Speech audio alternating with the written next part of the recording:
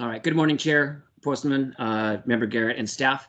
Apologies for the technical difficulties as we're getting started here this morning, but the lobby is now open and recording has begun. Great, thank you. Okay, I'll call back to order the board caucus meeting. I'm David Postman, the board chair. With me this morning is member Ollie Garrett. Member Russ Hauge is on leave today. Two amendments to the agenda, an addition and a subtraction. The addition is Nicola Reed, the LCB's compliance and adjudications manager. Is going to present a small correction to a delegation of authority. And then we're going to take off from the agenda the agency update report from Rick Garza. We won't have that today. So moving right into that, then why don't we start with Nicola Reed on the delegation of authority correction. Ms. Reed. Thank you. Good morning, Chair Postman, board member Garrett. I do apologize. I'm over the speaker only. Today, I'm here to present a minor change that was necessary in the liquor delegation of authority document amended last in March of 2021. This document delegates decision authority to the licensing director, who can then delegate further to a licensing manager. We inadvertently referenced marijuana instead of liquor on the very last page of the document. Other than two minor technical changes, changing her to their under licensing director, the document remains the same. So I come before you today to ask approval of the amended delegation of authority. Are there any questions I could answer? Not for me. Not. No. Hearing none, then I will entertain a motion to approve the correction to the delegation of authority as described. This is Ali. I move that we approve. Great, and I'll second that, so that then is approved. Thank you for bringing that to us and for making it easy. Appreciate that. Thank you. I appreciate your time. Great. Moving on now, we will. I'll turn it over to Kathy Hoffman, our policy and rules manager, to introduce a new employee to us. Great, thanks, Chair Postman. Can everybody hear me okay? Sure can. Good morning. Great, thank you. So good morning, Chair Postman and board member Garrett. This morning it is my pleasure to introduce Robert Despain, who's joined our team on September 1st to help us during Audrey Basic's parental leave, which is coming up next month, much more rapidly than it's just coming up really quickly. I'll just leave it at that. So Robert, can you take a few moments to give a little bit of your background, please? Thanks. Sure. Thank you for that, Kathy. It's a pleasure to meet you, Chair Postman, Member Garrett. I received my undergrad degree in history from Stanford University. I'm proud of the football team's performance last weekend. Upon graduation, I moved to Seattle, where I worked in both private and public sectors, including for the University of Washington. More recently, in 2019, I graduated from UCLA School of Law with a JD. I'm also proud of their football team's performance last weekend. Upon graduation, I moved to Tacoma, where I sat for the bar and was then sworn in as a licensed attorney. I also pursued a specialized LLM degree in health and disability law at the UW. The Huskies also played football last weekend.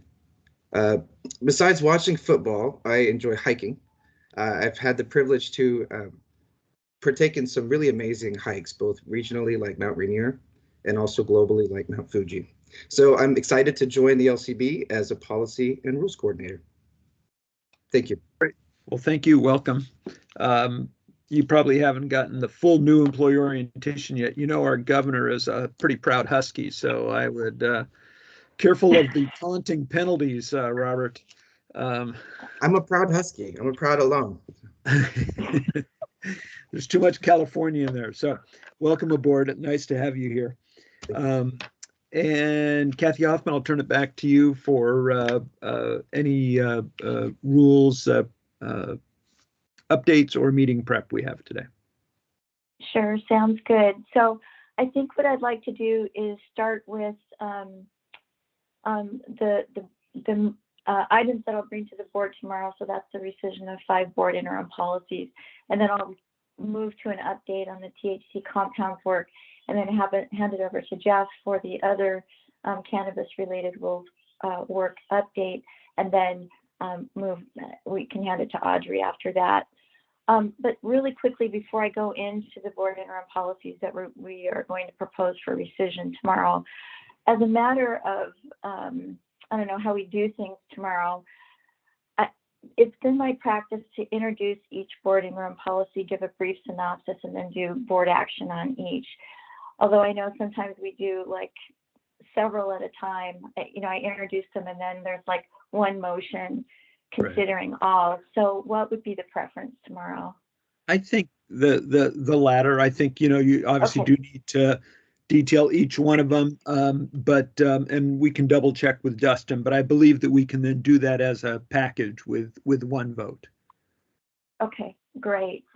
So just briefly, there will be, these rescissions are the result of an internal analysis, that we did concerning all the existing board interim policies, because we knew we had several that had expired, some that had been already turned into rule, and some that we needed to convert to policy statements. So this will be the first actually, I think there's going to be about 15 that will be rescinding, and then the remainder will be converting into policy statements in the not so distant future.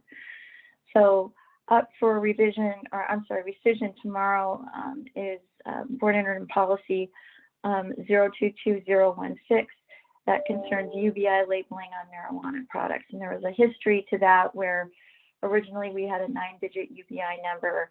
When Senate Bill 5052 passed, we extended that to a 16-digit UBI number, and that caused some concern for licensees. So revised that in, let's see, what year is that? 2016, and then revised the rules as well. So the licensees had the option of doing a 9 UBI number or a 16-digit UBI number, and that was put in rule. And I'm looking at that. That went into effect in May. In January 1st in 2019, rules went into effect. So essentially this policy has been obsolete since the 1st of 2019. So it's a good time to resend it. Second has to do with registered cooperatives purchasing direct from licensed producers. So this had to do with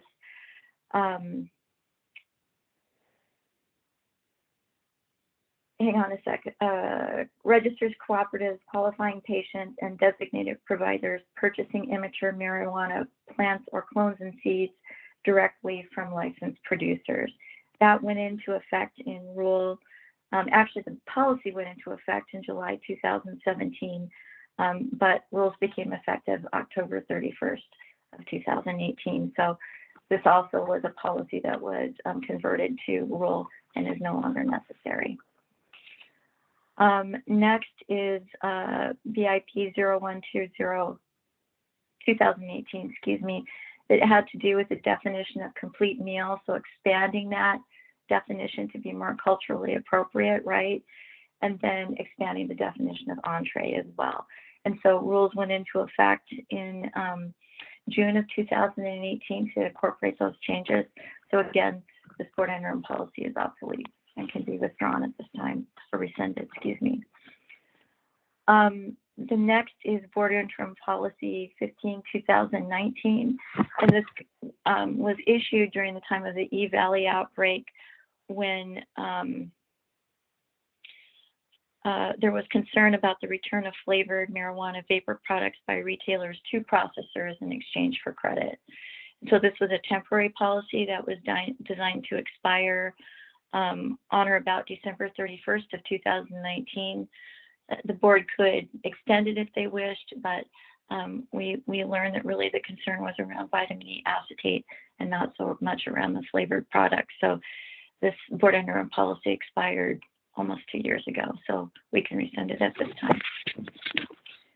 And then the final is board interim policy 17/2019, and that had to do with providing sort of a sell down period from the time that rules were revised for packaging and labeling, to allow folks to sell down products that might have been compliant under previous rules. Give them, I think it was about a year that we offered. This policy expired on January 1st of this year. And so again, it is obsolete and we can resend it at this time. So any questions on those? I have one on the last one that you just said. What is the rule today for a labeling change like that? Do we give any grace period for when you can get rid of inventory on the shelves, or is that in rule or law or anything? No, this actually there was a year actually for people. There was a year-long grace period for people to be able to sell down their products.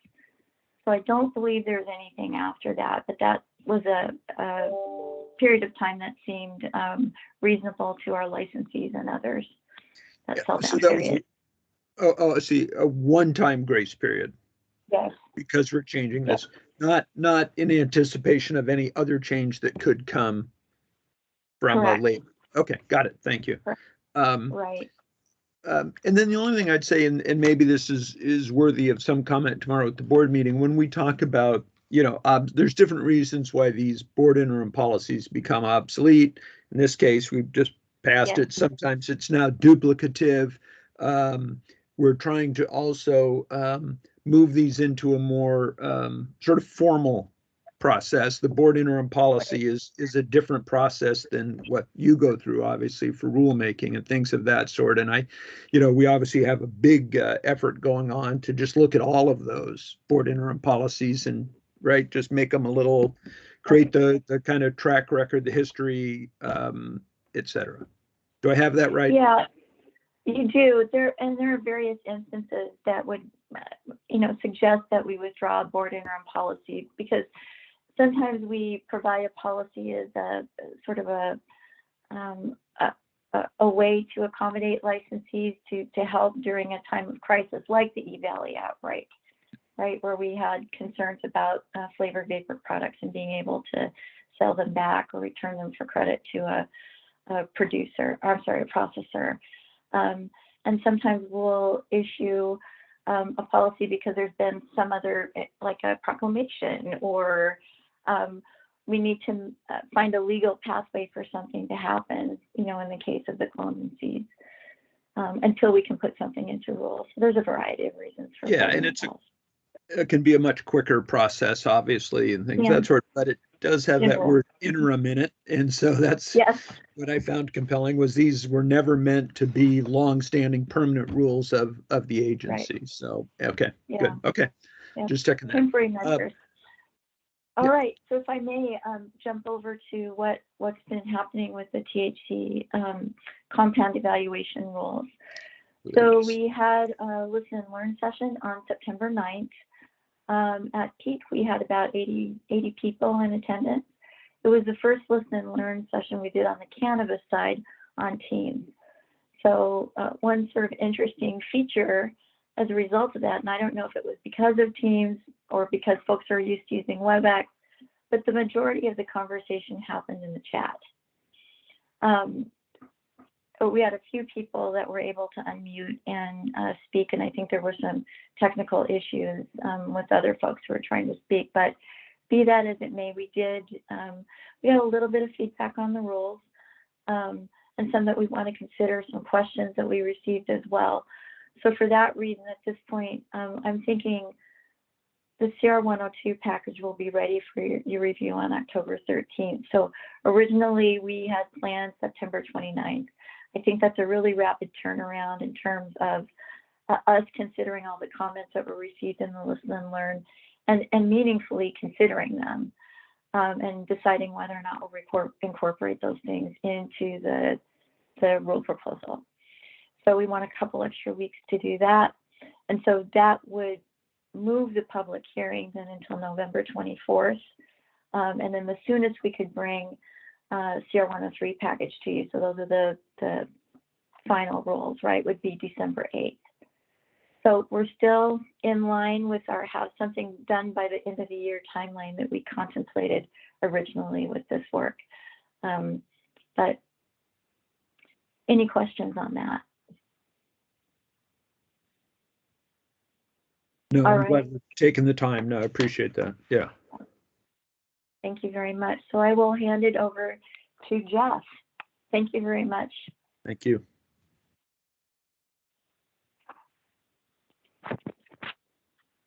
Good morning, Chair Postman and Board Member Garrett.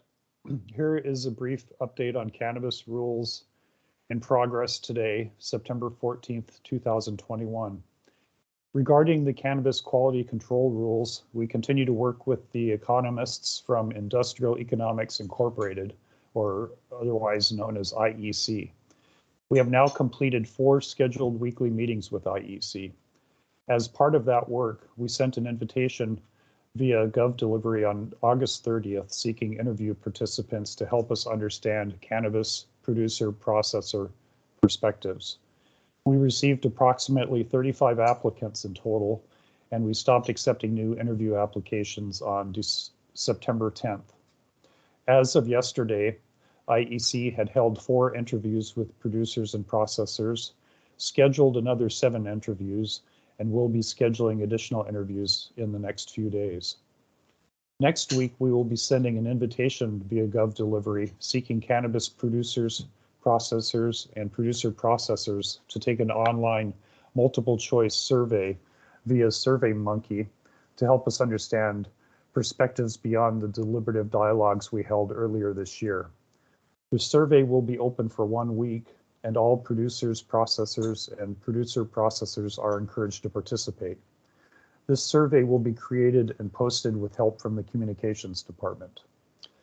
For the cannabis quality control rules, we anticipate hosting a listen and learn session on or about October 15th, putting our CR 102 proposal at approximately December 8th, 2021. And this concludes my update for today. May I answer any questions? Not for me on that. No, seeing none. Thank you. Okay, thank you. Then Audrey Vasek. Good morning, Chair Postman and Board Member Garrett. I've got a couple brief updates today on the alcohol rulemaking timelines. First, for the rule project to implement 2021 legislation, House Bill 1480, related to the COVID-19 alcohol allowances, a virtual listen and learn session was held on September 2nd on the portion of the conceptual draft rules related to outdoor alcohol service areas and food service menu requirements. The session lasted around 2 hours and 15 minutes, and at a peak, there were around 55 people in attendance. A recording of the session is available on the rules webpage and the agency YouTube channel.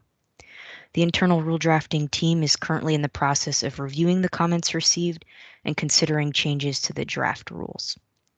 On September 3rd, we sent a Gov Delivery message to all liquor licensee subscribers asking for interview volunteers impacted by the alcohol to-go endorsements to provide feedback to help us estimate the costs of compliance associated with the rules to implement House Bill 1480. Beginning tomorrow, September 15th, and into early next week, Robert and I will be interviewing these volunteers to gather information to help estimate potential business costs of compliance with the new draft rule requirements. We received messages from around 25 volunteers and anticipate interviewing 10 to 15 of those. This information will help us meet the Regulatory Fairness Act requirements as we prepare the CR 102 package. I anticipate bringing the CR 102 package, also known as a rule proposal, for the board to consider at the next board meeting on September 29th. If that package is approved on that date, the hearing would be set for, the public hearing would be set for November 10th. For the rulemaking project related to axe throwing at liquor license premises, we held an internal kickoff meeting with the rule project team last week to determine the scope of the project, potential timeline, and next steps.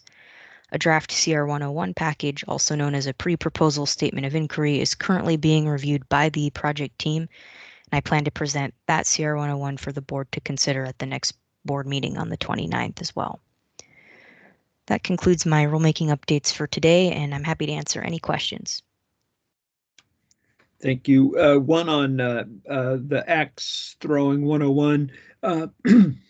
So our next board meeting, 2 weeks. In between then and now, I assume you'll reach out and walk us through that 101.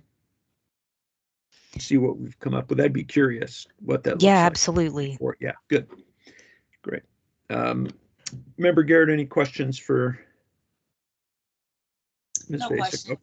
Okay. No. And then I have one that maybe is best for Kathy Hoffman, just in general, and so I don't keep track of all of the dates from week to week that we get on these updates. So, but if something moves, like one of these dates where we're going to have a 101 done or whatever it is, in between these updates we get, if that's moved, do you always tell us that?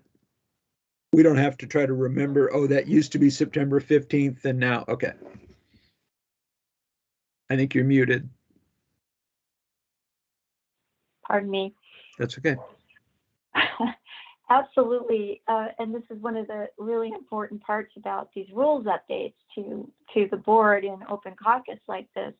Even though we do reach out to you individually, we do like to share that information in caucus as well, so you can hear it as a group. That because there's multiple reasons that we might, in the instance of the THC compound work, right? We got additional information from real interested stakeholders during Listen and Learn. So we know in our minds that we wanted to move that CR 102 forward on September 29th, but of course, yeah.